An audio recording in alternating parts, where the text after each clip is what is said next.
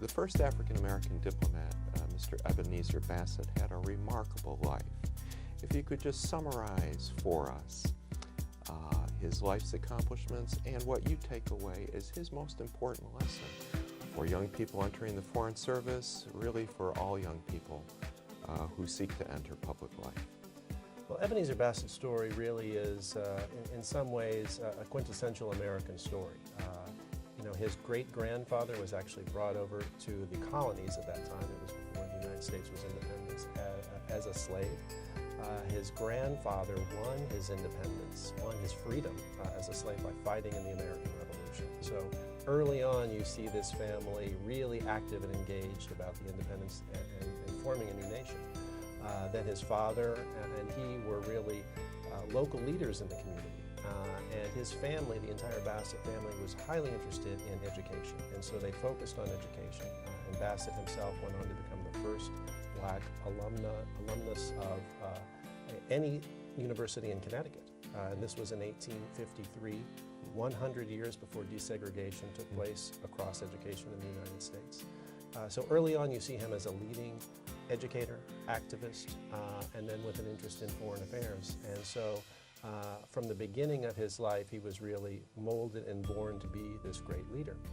And I think it was his focus on education, focus on knowing what was going on in the wider world. That was what he imparted upon his students, but also connecting with, I think, a lot of the leading thinkers of the time, whether they be abolitionists like his friend Frederick Douglass or political figures, and he began to do that later in his career as well. And that drew his interest really into foreign affairs. And so it was a natural, I think, consequence for him to later be nominated by President Ulysses Grant to be the first African-American diplomat. And so leadership was something that was always part of his life and part of his family's life. And then seeing how he resolved crises, how he confronted really very dangerous situations during his time, going through his 8 years as a diplomat in the Caribbean. But also later, you saw him continuing to work as a diplomat when he was Haiti's envoy in the United States. And then when he accompanied his friend Frederick Douglass 20 years later, during Douglass's appointment, he remained engaged, he remained active, and never gave up. And is that your lesson for our next generation here? I think there is a sense of determination that young people really need to take on. One, it's highly important to educate yourself. I think that is crucial. So I'm a firm believer in education, not only for yourself, but what you can impart to others as well. And I think that's crucial. Languages are obviously a hugely important part of the work that we do as diplomats. Bassett himself had studied French. And so he knew the language, the culture, the issues, even before he arrived to work in Port-au-Prince in the 1860s. And that just made him more successful. And I think the sense of determination, the sense of being able to be a smart decision maker, taking responsibility for those decisions, and then being able to explain it and communicate. And he did that very thoughtfully in a lot of his correspondences, which is essentially what remains of him. Those diplomatic correspondences that he wrote from his time in Port-au-Prince in the 1860s and 1870s.